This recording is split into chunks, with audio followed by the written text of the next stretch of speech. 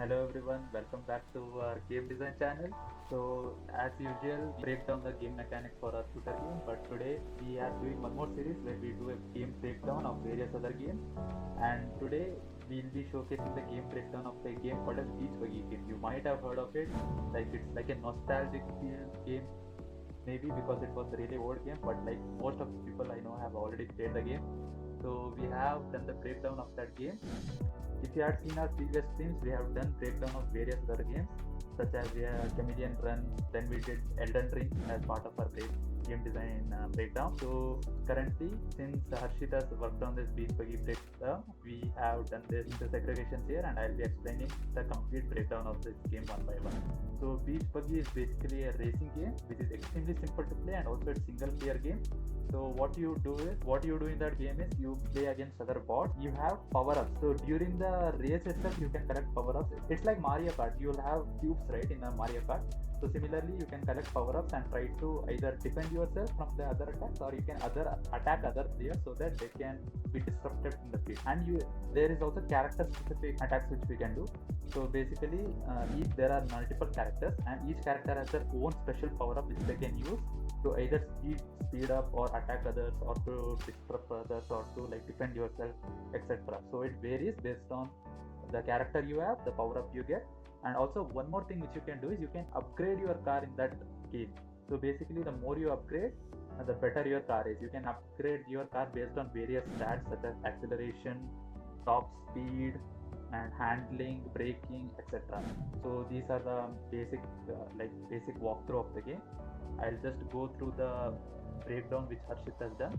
So here you can see the breakdown is categorized into three categories. One is the movement. So whatever movement characteristics comes in this game is segregated in this pile.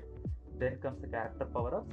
So as I said, mentioned, each different character has a different power-up, right? So based on that, the breakdown is done here. And again, based on the power-ups, the breakdown is done. These are the power-ups which you can get during the game. So first is the automatic acceleration. In Beach Buggy game, it's not that you have to make the character move forward. Like you don't have to give any input for the character to move forward. He will move forward on its own. So that the only thing which you should focus on is making the character move left and right, handling the braking system, and also handling the power up. So these are the things which the player has to handle. Acceleration is done by the game on its own, so that you don't have to waste one of your fingers holding on to the accelerate button. So that's one of the features of this game. Then steering. So as I said, steering is done by us. In this game, there are two types of steering which can be done, and this can be changed in the settings as well. So one of the type is that the screen here in the image, if you can see, the screen will be divided exactly into two parts vertically, and if the player taps on the left side of the screen, the character will traverse on the left, and if the player taps on the right side of the screen, the character will traverse on the right. So the mechanics is as simple as that. Then comes the brake and reverse. So whenever you apply brakes in this game, there will be two buttons on the screen, and if you tap on those two buttons, the character will slow down and come to a pause, and after he has completely come to a pause, he will start reversing in that direction whichever he is facing. Why is this useful? In this game, you can like crash into obstacles or else crash into the side environment assets, and then you can come to a complete stop. In order to keep on moving forward, let's say you are stuck in that position, you can't move forward. So what do you have to do in that case? You have to reverse back a little bit and then start going forward. So that's the use case of brake and reverse in this game. Then is the drifting. So in this game, it's not that you have to do simple left, simple right and stuff. The thing is, in this game, there are different types of maps, right? And some of the maps has really harsh turns. So in order to maneuver through those harsh turns, you have to turn really quickly, and to do that, you have to like make the turn by constantly holding onto the screen. And in case if you are using the tilt option, you have to constantly keep on tilting the phone in order to make a harsh turn. Then comes the air control. So there are ramps in this game, and whenever you go through a ramp, and if you are in the mid air, you can control your character to move left or right. But while you are on land, you can make the character move left or right really faster manner. But while you are in the air, you make the character turn, he'll turn slowly, but he'll still turn. So there's a mechanism for turning at that stage as well, but it's not that you can completely turn. Then Then, as I was mentioning, there are obstacles in the game. So when you come into an obstacle, and when you crash into an obstacle, you will slow down. And also, if you crash into multiple obstacles, you will slow down until you almost come to a stop, but you won't come to a stop fully unless the obstacle which you crashed into is like a immovable object. And also some cases are mentioned here. So one is a solid obstacles, which are like rocks, walls and buildings. As I mentioned, if you crash into it, you have to first reverse back and then move on forward. Then is destructible obstacles. So if you crash into them, the obstacle will destruct itself, but the only thing which happens to you is that you will get slowed down, and because of this, your enemies pass through you and you might lose the race. Then hazardous obstacles. So basically, this is like lava, acid, or in this map, in the screenshot that I've shown here, you can see this is a beach map, right? And this is the sea. Let's say you fall into the sea, that is technically considered as an hazardous obstacle. So if you fall into the sea, you will basically lose your speed, and eventually you will be respawned again in the map at the point nearest to the sea. And then is track edges. As I was saying, driving off-road reduces speed and traction. Let's say in this image, you can see this is basically a path, right? But this is the sidewalk. So the game considers this as two different paths. If you drive on the correct path, which is showcased here, you will be driving at the normal speed which the car can handle. But if you go off-road, like on this sidewalk, or if in the forest map you are driving on flowers and trees and stuff, or else in this beach map on this raggedy area, if you drive on this, you will slow down because of the traction. So that's another feature present in this game. Then these are all the movement breakdown which I have done so far. Not me, sorry, Harshit has done so far. I've just explained it so far. Yeah, and also some of the notes he has mentioned. So one of the notes is that whenever you go out of the map, let's say, and you will be respawned, right? When you respawn for a few amount of seconds, you will be in like an invulnerable state. Why this is required? This is required because, like, if you respawn immediately and if you are not invulnerable, someone might attack you and you have to respawn again. So you might get like spawn camp type of thing. So to prevent that, whenever you get respawn, you will be in a brief invulnerable state. And also this power up thing, there's another note mentioned. For this I'll explain whenever I come to the power up stage.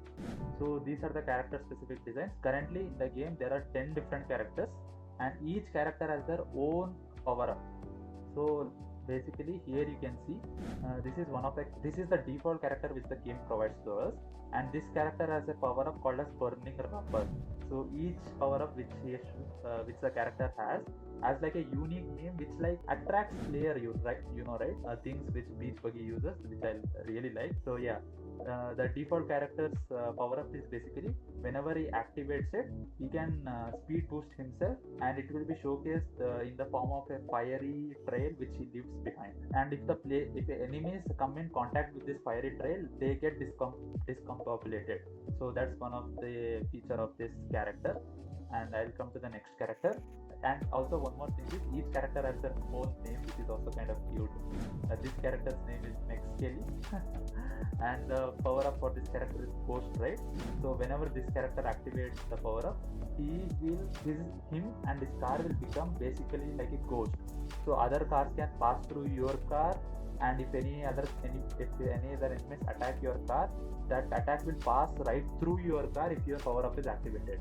So this power up is extremely useful if you want to dodge attacks, or if you want to pass through an enemy instead of attacking into them, or to avoid obstacles while you are driving. So if you activate this power up, you will dash through an obstacle without like crashing into the obstacle. Then is a dance fever. This character's name is Disco Jimmy, and whenever he activates his power up called as dance fever, all the other opponents will basically dance as if they will lose control. So since the car is dancing, the car won't be in their control. So it will be driving randomly, and because of that, you might try to get a really big lead and run away from your enemies, and you might try to win the game. And then comes Zorb. I might have spelled it wrong, but yeah. And his power up is called as Terizor, and what his power up is kind of unique. So what his power up does is, let's say in front of you there's an enemy who's moving forwards, and you are behind him. When you activate this power up, your positions will basically get switched, and also your acceleration won't change. That you will keep the same amount of acceleration, but you will immediately switch positions. So the advantage of this thing is that, like, let's say the number one guy who's going is really far away, and but you are behind, you are in the second position, but he's extremely far away. You can just activate this power up and instantly switch positions with him, and you might win the game. So this is kind of a unique power up for him, and since it's teleporting, the power up is called as Telesorb. Then comes Roxy Roller. She kind of looks cool and badass. Her power is called as Derby Dash. Sorry. So whenever you are driving and activate this power up, and if you crash into other enemies, they'll basically get punched so hard that they'll be pushed away far away. So because of this, they'll have to respawn and waste some time. So the best use case of this is you have to activate this power up when all the enemies are grouped up, so that you can instantly activate this and punch everyone all together. So that's the use case of this power up. Then the character called as Buggy. Then this is the character's name. This power up is called as Sticky Curse. So whenever you activate this power up, like, gods appear. I don't know, it's like a spirit kind of thing which appear, and they confuse the other races. So similar power up you could have seen in Dance World, right? So whenever this was activated, everyone got discombobulated. Similarly, even in this, everyone gets discombobulated, but the way they get discombobulated is different basically. Then comes Benny, who's basically a rabbit character, and his power up is called as Carrot Cannon. So whenever we activate this power up, he'll basically fire carrots, which will be really big, and once in contact with the enemies, it will explode. It's not that only one carrot is shot at one time. You can shoot multiple carrots at the same time in all the directions. So it's like you are all going to die if you come near me kind of attack. Then we have El Tipo. So he is kind of a character based on theme of wrestling, and his power up is called as Off the Rope. So what this power up does is, it's basically like the first default power up, like it will give you a speed boost, but in the default power up it would give you a speed boost and leave a fire trail behind you, right? But in this case, instead of leaving a fire trail, it kind of leaves a blue trail, and if the opponents touch that blue trail, they'll be discombobulated. So again, same thing as the default character, but the way in which power up works is kind of different. It's a theme specific. Then comes the flower power. So same thing as the default character. It gives a speed boost to the character. Also, I forgot to mention, her name is Lailani, and whenever she activates her power called as flower power, she gets a speed boost, and also she leaves a flower trail. And if the enemies come in contact with this flower trail, instead of getting discombobulated like the other power up, they get slowed down. So they get a slow effect, and as the more they touch the flower trail, the more they get slowed down. So the enemies have to avoid the flower trail. Then we have the ball buster. His name is Beach Bro, and whenever he activates this power up, it's kind of like Carrot Cannon shoots the characters in all the different directions and they explode. But in this case, balls are shot out from the player, and they will bounce everywhere until they they reach the maximum number of bounces, or they interact with an enemy. When they interact with an enemy, the enemy starts bouncing everywhere, so that they lose control of the car and they can't effectively win the game. So that's the all the character power-ups which we have in the game currently. So this is the breakdown for character power-up which we have. Then let me go to the power-up. So in order to get the power-up in the game, during the race you will find these circular question mark things, and whenever you intersect with this, you get a power up. The way you get a power up is, as soon as you interact with this, there will be like a roll down of all the power ups until it stops to a particular one. And also, if you already have a power up, and if you interact one of these bubbles, even though you interacted with it, you won't get a new power up. You can only get a new power up when this is empty. So you have to make sure that you have to use the power up which you already got, and then you have to interact with this bubble. So you have to be smart and try to use your power ups the best you can.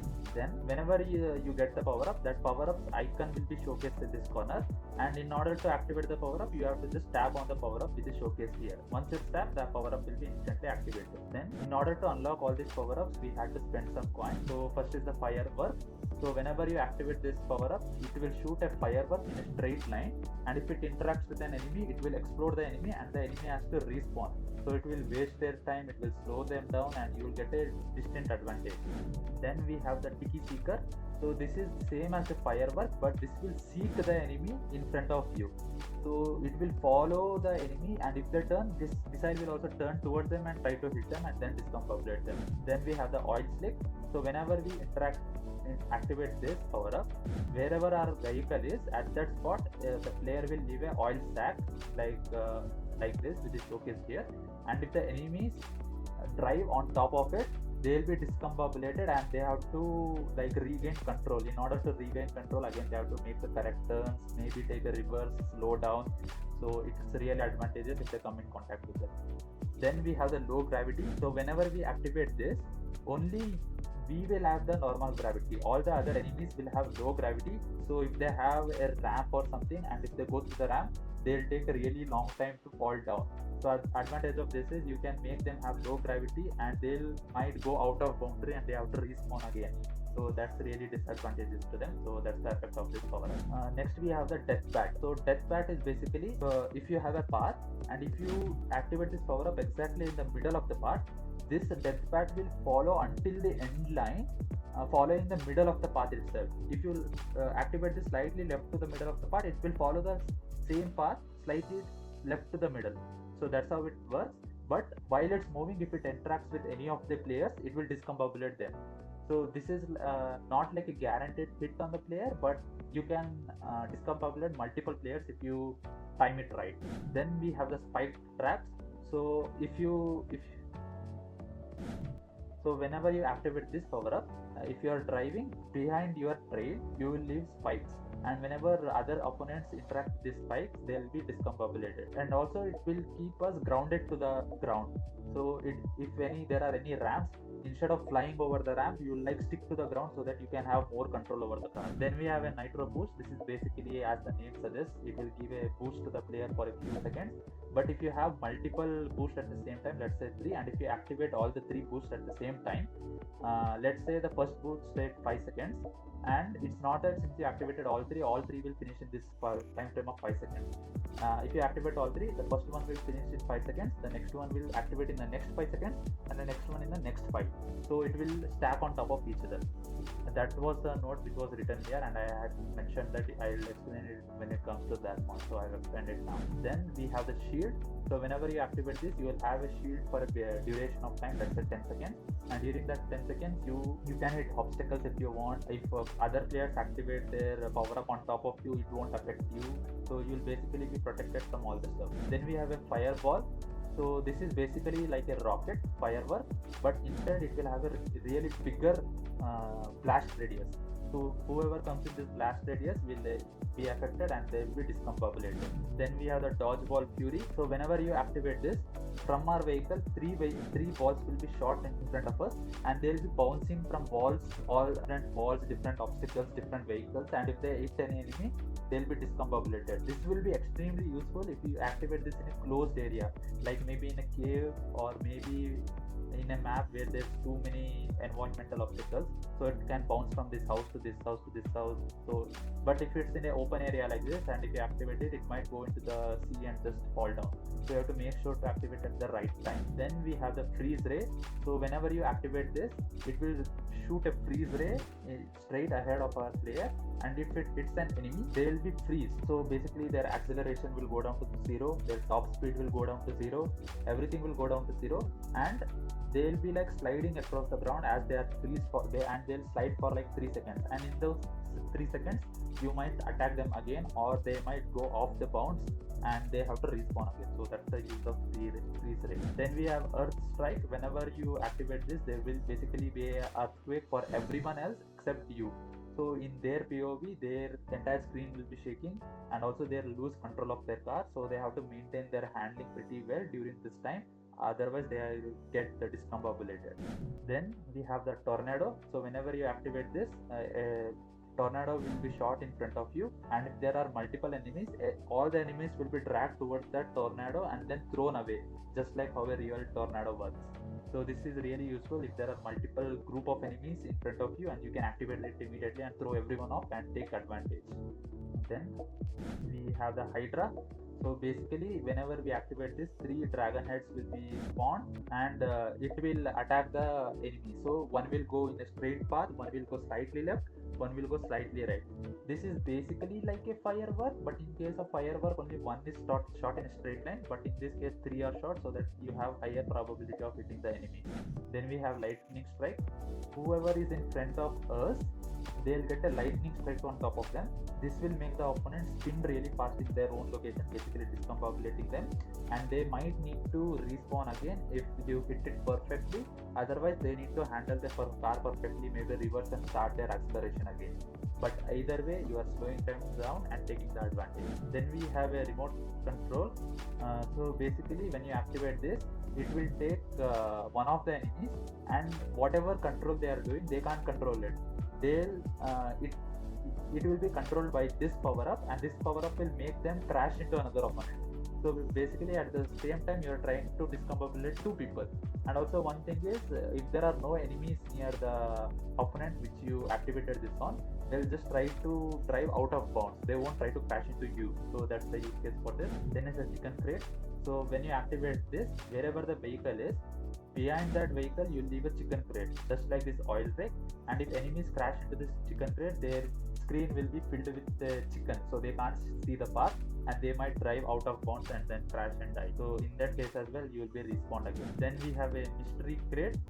So whenever you get this, you might get a random effect out of all of these 3. So even you don't know which effect is getting activated. So when you activate this, you might get an earthquake, you might get a freeze ray or a firework. Even you don't know at that point. It just adds a slight push to the game. Fake power up is, whenever you activate this, behind you will leave a fake bubble. The actual bubbles will have this question mark, right? But in that fake bubble, the question mark will be reversed. And if the enemies interact with this fake power up, they'll get discombobulated and they have to respawn again. So that's the use of this fake power up. Then we have a spring. When you activate this spring, behind you, you will leave a spring behind you, and if enemies come on top of that spring, they'll fly high into the air and they might go out of the bounds. So that's the use case for this. So coming to Angry Bull. So whenever you activate this power up, your vehicle will basically become like a bull. So during that time, whenever you crash into another person, they'll be discombobulated. This is similar to one of the characters power up, which was Roxy Roller. In this case, she's punching the enemies, but in this case, you are dashing the enemies with your car horns. So that's the difference between them. And also, this thing you can activate again and again if you get the power up. But in that character power up, you can activate it only once. So that's the difference. Then we have big tires. So whenever you activate this, all the enemies' tires will become extremely big. They'll become like a small bubble ball. So it will be extremely bouncy, and their car will be bouncing everywhere. So it will be disadvantages to them and extremely advantages to you, because your car won't have these big tires. Your car's tires will be normal. Then we have the confusion. So whenever enemies activate this, if you activate this, all the enemies will be confused. So their steering will become random. So if you steer right, it might steer left. If you steer left, it might steer right. But in some cases, it might work correctly. If you steer left, it will steer left, right. So for 10 seconds, you won't have control of the car. So that's the confusion power up. Then we have dynamite. I like the way they spell the power ups. They won't give like a normal name. They give something unique to it. So whenever you activate this, a dynamite will be attached to one of the enemy's cars, and after some time that dynamite will explode and they have to respawn. But the thing is, if this dynamite which is attached to the enemy, if that enemy is near other enemies, they'll also be exploded and they'll also need to respawn. So if you time this extremely right, you can discombobulate like multiple people at the same time. Then we have a ball and chain. So whenever you activate this power up, a really big spiky ball will be attached to the enemies, and what this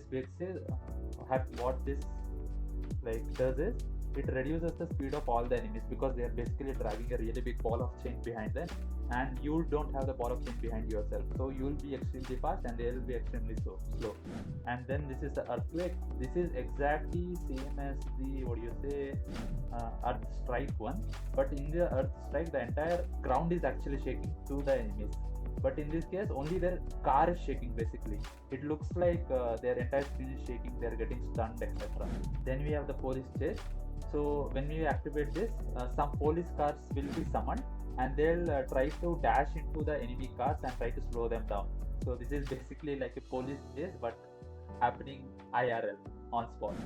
So these were all the power-ups which were there in the game. There's a edge case as well. This I think I mentioned it already. Basically it means that when you have a power-up already, and if you interact with another power-up bubble, you won't get any new power-up until you use that power-up. So you have to make sure to use all the power-ups which you get. And in order to unlock all the power-ups, as you can see, you have to spend some gems here. These power-ups are not free by default. Only like 5 power-ups are free by default. If I remember, it's Firework, Tiki Seeker, Oil Slick, Boost, Shield. Yeah, that's it. Those are the default ones. For rest, you have to spend some gems. And the way you get gems in this game is basically if you beat the level by 3 stars, you get 1 gem. But if you beat the level by 2 stars, also you get 1 gem. But if you beat the level by 1 star, you won't get any gems, and you have to beat the level in order to go to the next level. So the more levels you beat, the more gems you get. So this is the end of the breakdown session for Beach Buggy game. Okay, then if you guys don't have any questions, we can end the stream here. Thank you guys for watching. Hopefully this was useful to you, and we'll come back soon with either the shooter game design or with the new game design breakdowns. If you have any suggestions, you can give that out, or else we'll do a game breakdown of our decision decided game. Yeah, thank you for watching.